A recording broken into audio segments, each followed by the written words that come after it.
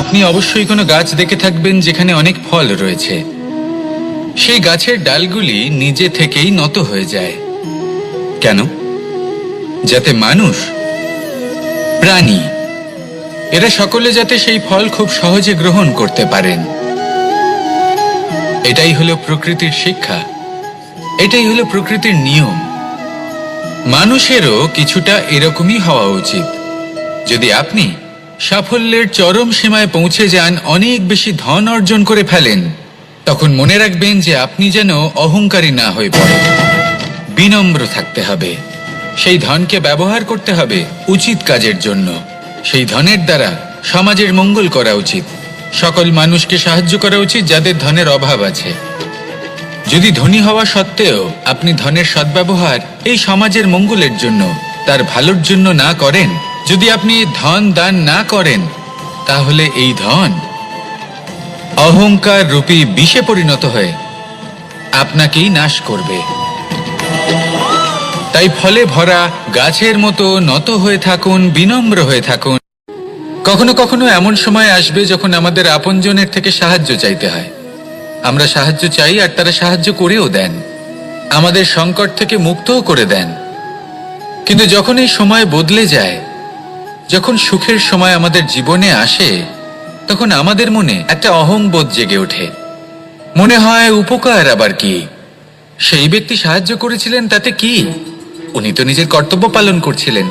সেই ব্যক্তি আমাদের ধন দিয়েছিলেন যখন প্রয়োজন ছিল, তো আমরা সেই ধন তো ফিরিয়ে দিয়েছি, উপকার কিসের? এই ভাবনা অনুচিত।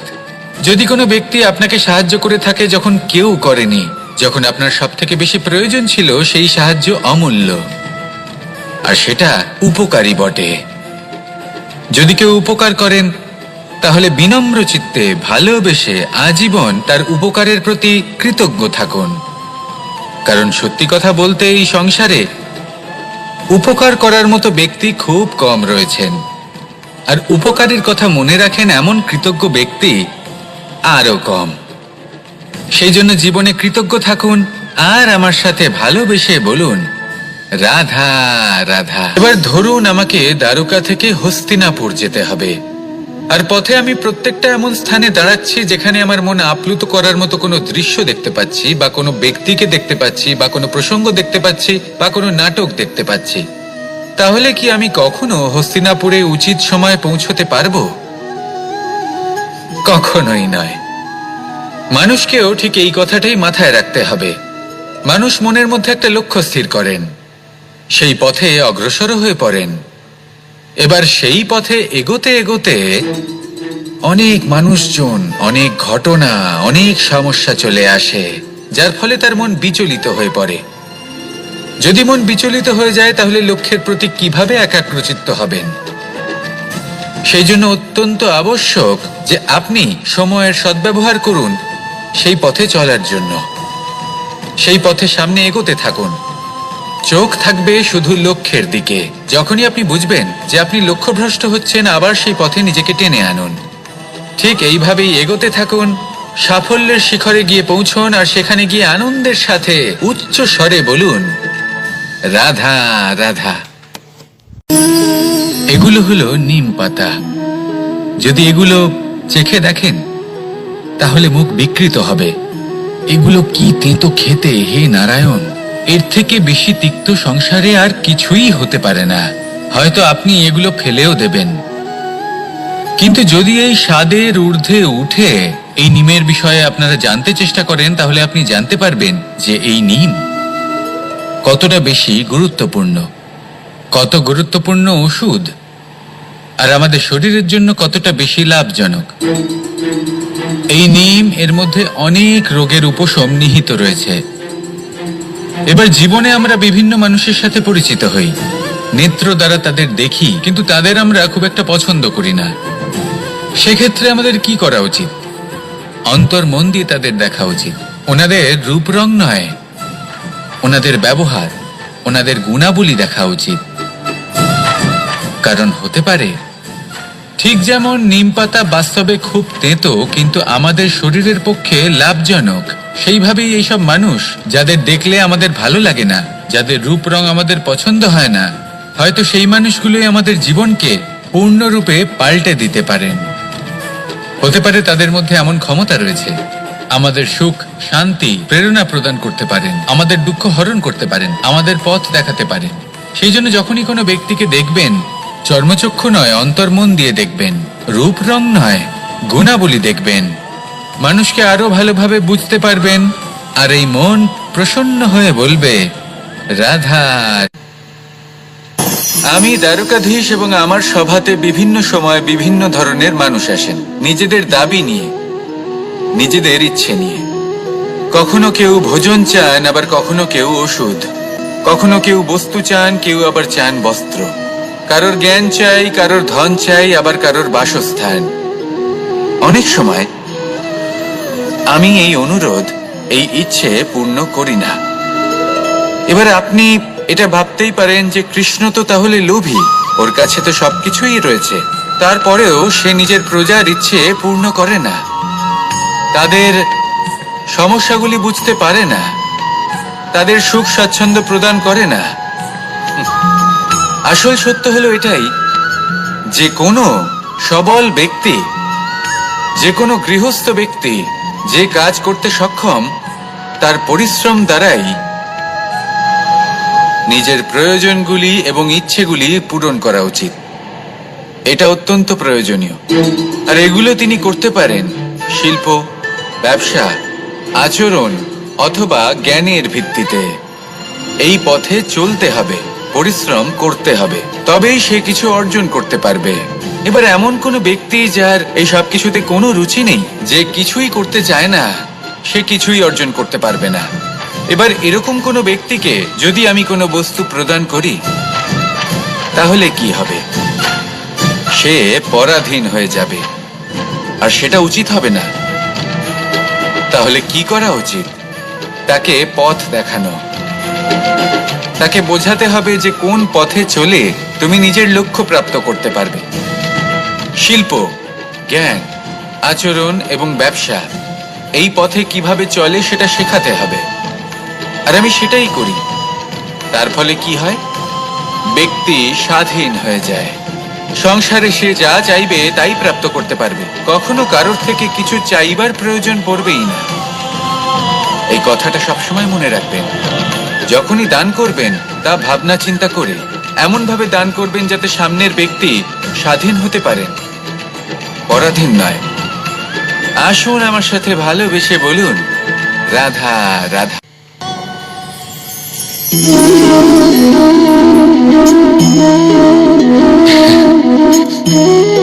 ঘুমের মধ্যে আমরা বিভিন্ন ধরনের স্বপ্ন দেখি, কিছু সুখের, কিছু দুঃখের, কিছু অত্যন্ত ভয়ানক। কিন্তু সত্যি কথা বলতে এর উপর আমাদের কোনো নিয়ন্ত্রণ নেই। কিন্তু আমি এমনও কিছু ব্যক্তিকে দেখেছি যারা খোলা চোখে স্বপ্ন দেখেন এবং তা যাপন করেন। নিজেদের একটা আলাদা স্বপ্নের নগরী আছে ওনাদের, সেখানেই জীবন যাপন করেন। আসল বাস্তবটা কি তাতে ওনাদের কিছুই যায় আসে না। এমন কিছু মানুষ আছেন যাদের কাছে বিন্দুমাত্র জ্ঞান নেই, সে না হয় ঠিক আছে, কিন্তু জ্ঞান এমন ভাবে প্রদান করবেন যে মনে হবে সংসারের সমস্ত জ্ঞান তাদের কাছেই রয়েছে। এমন কিছু মানুষ আছেন যারা ভালোবাসতে জানেন না, আর তাও আমি মেনে নিলাম। কিন্তু কথা এমন ভাবে বলবেন তাতে মনে হবে যেন প্রেমের বিষয়ে সবকিছু শুধুমাত্র ইনিই জানেন। এবার আমি এমন কথা অবশ্যই বলছি না যে আপনি এরকম করেন, কিন্তু যদি কোনো ব্যক্তি এরকম করেন তাহলে তার এটা মাথায় রাখা উচিত যে সেই ব্যক্তি অন্য কারোর সাথে নয়, নিজের সাথে অনুচিত করছেন। কারণ এমন কাজ করে উনি নিজের দোষ, নিজের অপগুণ সংসারের কাছে নয়, নিজের কাছে লুকোচ্ছেন। আপনি যদি নিজেকে বুঝতে না পারেন, সম্পূর্ণরূপে নিজেকে আকলন না করেন, নিজের অপগুণ, নিজের দোষ পূর্ণরূপে না বুঝতে পারেন, তাহলে এটা কি করে বুঝবেন যে নিজেকে কিভাবে শুধরে নিতে হবে?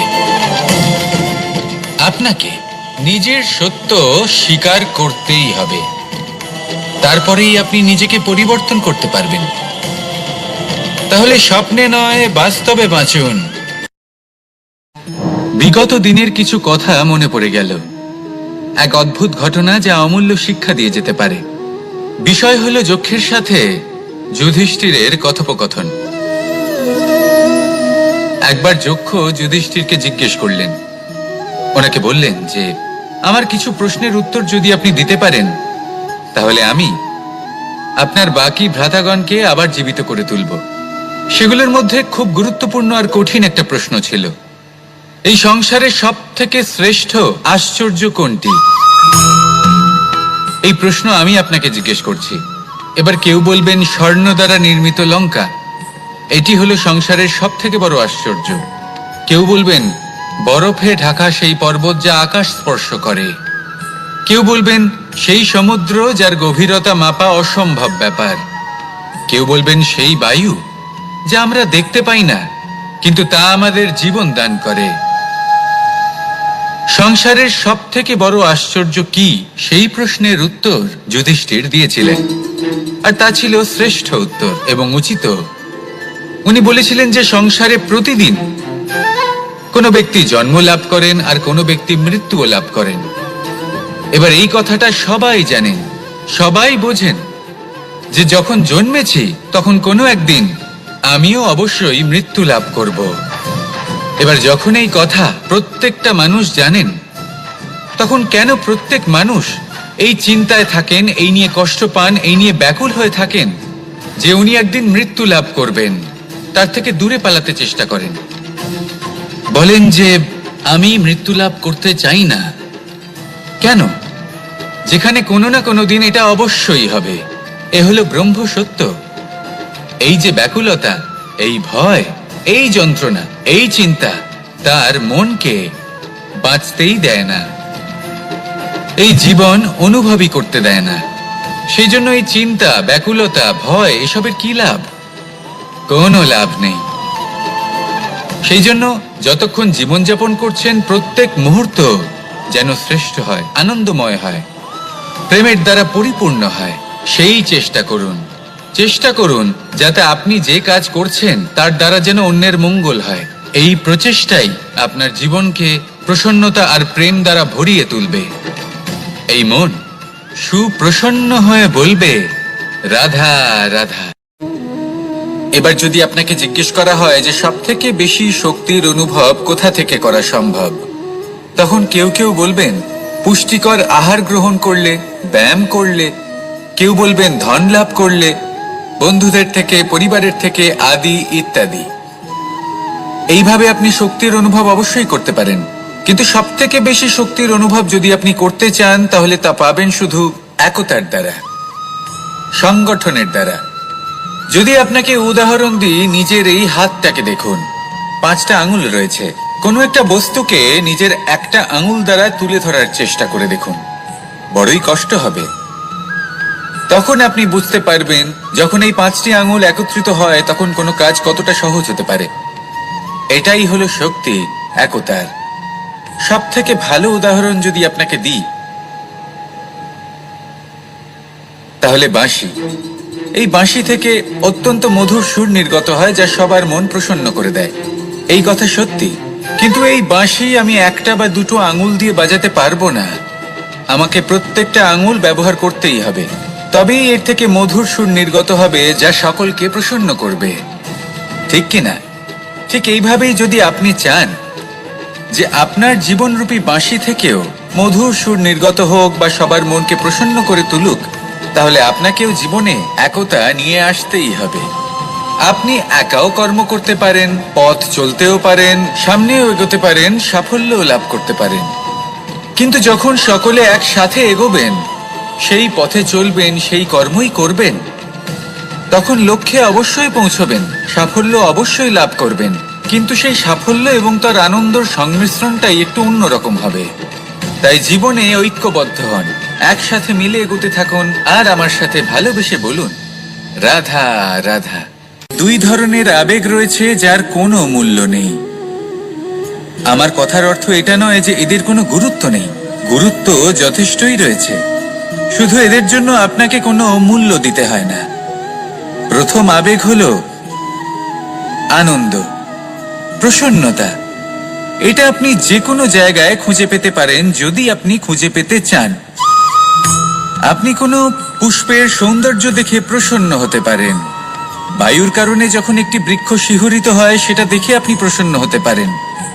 একটা ছোট্ট শিশুর কলরব শুনেও আপনি প্রসন্ন হতে পারেন। একটা ক্রন্দনরত বালককে হাসিয়ে আপনি প্রসন্ন হতে পারেন। সবকিছু আপনার উপর নির্ভরশীল। সেখানে আরেকটি আবেগ হলো দুশ্চিন্তা। মানুষ বড়ই দুশ্চিন্তা করতে থাকে। আজ আমি এই কাজ করেছি, সেই বিষয়ে চিন্তা। আজ আমি এই কাজ করতে পারিনি, সেই বিষয়ে চিন্তা। কাল আমাকে এই কাজ করতে হবে, সেই নিয়ে চিন্তা। আমি কি সেই কাজটা করতে পারবো, সেই বিষয়েও দুশ্চিন্তা। চিন্তা সর্বত্র রয়েছে, যার জন্য মূল্য দিতে হয় না। যত চান আপনি একত্রিত করতে পারেন। একটা গুরুত্বপূর্ণ কথা মনে রাখবেন, প্রসন্নতা জীবনের একটা নতুন সূত্রপাত। সেখানে দুশ্চিন্তা হলো জীবনের চিতার সমান। এবার এই দুটি আবেগ হলো মূল্যহীন, দুটোই আপনার সামনে আছে। কোনটা চয়ন করবেন আপনি, দুশ্চিন্তা নাকি প্রসন্নতা? সিদ্ধান্ত। আপনি অবশ্যই কোনো গাছ দেখে থাকবেন যেখানে অনেক ফল রয়েছে। সেই গাছের ডালগুলি নিজে থেকেই নত হয়ে যায়। কেন? যাতে মানুষ, প্রাণী, এরা সকলে যাতে সেই ফল খুব সহজে গ্রহণ করতে পারেন। এটাই হলো প্রকৃতির শিক্ষা, এটাই হলো প্রকৃতির নিয়ম। মানুষেরও কিছুটা এরকমই হওয়া উচিত। যদি আপনি সাফল্যের চরম সীমায় পৌঁছে যান, অনেক বেশি ধন অর্জন করে ফেলেন, তখন মনে রাখবেন যে আপনি যেন অহংকারী না হয়ে পড়েন। বিনম্র থাকতে হবে। সেই ধনকে ব্যবহার করতে হবে উচিত কাজের জন্য। সেই ধনের দ্বারা সমাজের মঙ্গল করা উচিত। সকল মানুষকে সাহায্য করা উচিত যাদের ধনের অভাব আছে। যদি ধনী হওয়া সত্ত্বেও আপনি ধনের সদ্ব্যবহার এই সমাজের মঙ্গলের জন্য, তার ভালোর জন্য না করেন, যদি আপনি ধন দান না করেন, তাহলে এই ধন অহংকার রূপী বিষে পরিণত হয়ে আপনাকেই নাশ করবে। তাই ফলে ভরা গাছের মতো নত হয়ে থাকুন, বিনম্র হয়ে থাকুন। কখনো কখনো এমন সময় আসবে যখন আমাদের আপনজনের থেকে সাহায্য চাইতে হয়। আমরা সাহায্য চাই আর তারা সাহায্য করেও দেন, আমাদের সংকট থেকে মুক্তও করে দেন। কিন্তু যখন এই সময় বদলে যায়, যখন সুখের সময় আমাদের জীবনে আসে, তখন আমাদের মনে একটা অহংবোধ জেগে ওঠে। মনে হয় উপকার আবার কি, সেই ব্যক্তি সাহায্য করেছিলেন তাতে কি, উনি তো নিজের কর্তব্য পালন করছিলেন। সেই ব্যক্তি আমাদের ধন দিয়েছিলেন যখন প্রয়োজন ছিল, তো আমরা সেই ধন তো ফিরিয়ে দিয়েছি, উপকার কিসের? এই ভাবনা অনুচিত। যদি কোনো ব্যক্তি আপনাকে সাহায্য করে থাকে যখন কেউ করেনি, যখন আপনার সব থেকে বেশি প্রয়োজন ছিল, সেই সাহায্য অমূল্য, আর সেটা উপকারী বটে। যদি কেউ উপকার করেন, তাহলে বিনম্র চিত্তে ভালোবেসে আজীবন তার উপকারের প্রতি কৃতজ্ঞ থাকুন।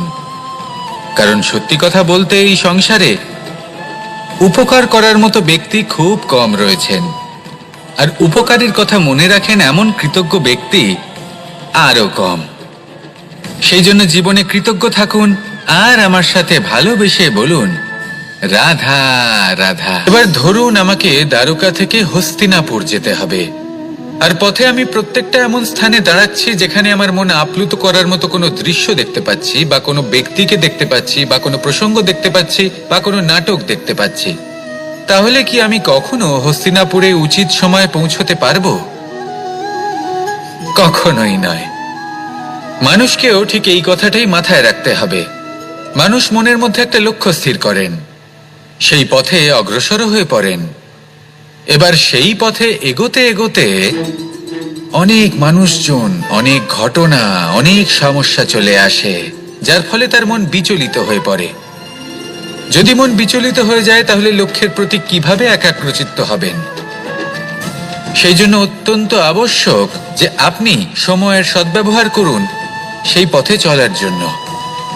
সেই পথে সামনে এগোতে থাকুন, চোখ থাকবে শুধু লক্ষ্যের দিকে। যখনই আপনি বুঝবেন যে আপনি লক্ষ্যভ্রষ্ট হচ্ছেন, আবার সেই পথে নিজেকে টেনে আনুন।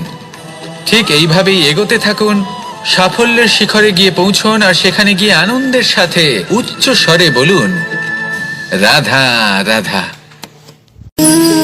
এগুলো হলো নিম পাতা। যদি এগুলো চেখে দেখেন তাহলে মুখ বিকৃত হবে। এগুলো কি তেতো খেতে, হে নারায়ণ! এর থেকে বেশি তিক্ত সংসারে আর কিছুই হতে পারে না। হয়তো আপনি এগুলো ফেলেও দেবেন, কিন্তু যদি এই স্বাদের ঊর্ধ্বে উঠে এই নিমের বিষয়ে আপনারা জানতে চেষ্টা করেন, তাহলে আপনি জানতে পারবেন যে এই নিম কতটা বেশি গুরুত্বপূর্ণ, কত গুরুত্বপূর্ণ ওষুধ, আর আমাদের শরীরের জন্য কতটা বেশি লাভজনক। এই নিম এর মধ্যে অনেক রোগের উপশম নিহিত রয়েছে। এবার জীবনে আমরা বিভিন্ন মানুষের সাথে পরিচিত হই, নেত্র দ্বারা তাদের দেখি, কিন্তু তাদের আমরা খুব একটা পছন্দ করি না। সেক্ষেত্রে আমাদের কি করা উচিত? অন্তর মন দিয়ে তাদের দেখা উচিত। ওনাদের রূপ রং নয়, ওনাদের ব্যবহার, ওনাদের গুণাবলী দেখা উচিত। কারণ হতে পারে ঠিক যেমন নিম পাতা বাস্তবে খুব তেতো কিন্তু আমাদের শরীরের পক্ষে লাভজনক, সেইভাবেই এইসব মানুষ যাদের দেখলে আমাদের ভালো লাগে না, যাদের রূপ রং আমাদের পছন্দ হয় না, হয়তো সেই মানুষগুলোই আমাদের জীবনকে পূর্ণরূপে পাল্টে দিতে পারেন। হতে পারে তাদের মধ্যে এমন ক্ষমতা রয়েছে, আমাদের সুখ, শান্তি, প্রেরণা প্রদান করতে পারেন, আমাদের দুঃখ হরণ করতে পারেন, আমাদের পথ দেখাতে পারেন। সেই জন্য যখনই কোনো ব্যক্তিকে দেখবেন, চর্মচক্ষু নয় অন্তর্মন দিয়ে দেখবেন, রূপ রং নয় গুণাবলী দেখবেন, মানুষকে আরো ভালোভাবে বুঝতে পারবেন। আর এই মন প্রসন্ন হয়ে বলবে, রাধা। আমি দ্বারকাধীশ এবং আমার সভাতে বিভিন্ন সময় বিভিন্ন ধরনের মানুষ আসেন, নিজেদের দাবি নিয়ে, নিজেদের ইচ্ছে নিয়ে। কখনো কেউ ভোজন চান, আবার কখনো কেউ ওষুধ, কখনো কেউ বস্তু চান, কেউ আবার চান বস্ত্র, কারোর জ্ঞান চাই, কারোর ধন চাই, আবার কারোর বাসস্থান। অনেক সময় আমি এই অনুরোধ, এই ইচ্ছে পূর্ণ করি না। এবার আপনি এটা ভাবতেই পারেন যে কৃষ্ণ তো তাহলে লোভী, ওর কাছে তো সবকিছুই রয়েছে, তারপরেও সে নিজের প্রজার ইচ্ছে পূর্ণ করে না, তাদের সমস্যাগুলি বুঝতে পারে না, তাদের সুখ স্বাচ্ছন্দ্য প্রদান করে না। আসল সত্য হলো এটাই যে কোনো সবল ব্যক্তি, যে কোনো গৃহস্থ ব্যক্তি যে কাজ করতে সক্ষম, তার পরিশ্রম দ্বারাই নিজের প্রয়োজনগুলি এবং ইচ্ছেগুলি পূরণ করা উচিত। এটা অত্যন্ত প্রয়োজনীয়। আর এগুলো তিনি করতে পারেন শিল্প, ব্যবসা, আচরণ অথবা জ্ঞানের ভিত্তিতে। এই পথে চলতে হবে, পরিশ্রম করতে হবে, তবেই সে কিছু অর্জন করতে পারবে। এবার এমন কোনো ব্যক্তি যার এই সব কিছুতে কোনো রুচি নেই, যে কিছুই করতে চায় না, সে কিছুই অর্জন করতে পারবে না। এবার এরকম কোনো ব্যক্তিকে যদি আমি কোনো বস্তু প্রদান করি, তাহলে কি হবে? সে পরাধীন হয়ে যাবে, আর সেটা উচিত হবে না। তাহলে কি করা উচিত? তাকে পথ দেখানো, তাকে বোঝাতে হবে যে কোন পথে চলে তুমি নিজের লক্ষ্য প্রাপ্ত করতে পারবে। শিল্প, জ্ঞান, আচরণ এবং ব্যবসা, এই পথে কিভাবে চলে সেটা শেখাতে হবে। আর আমি সেটাই করি। তার ফলে কি হয়? ব্যক্তি স্বাধীন হয়ে যায়। সংসারে সে যা চাইবে তাই প্রাপ্ত করতে পারবে, কখনো কারোর থেকে কিছু চাইবার প্রয়োজন পড়বেই না। এই কথাটা সবসময় মনে রাখবেন। যখনই দান করবেন তা ভাবনা চিন্তা করে এমন ভাবে দান করবেন যাতে সামনের ব্যক্তি স্বাধীন হতে পারেন, পরাধীন নয়। আসুন আমার সাথে ভালোবেসে বলুন, রাধা রাধা।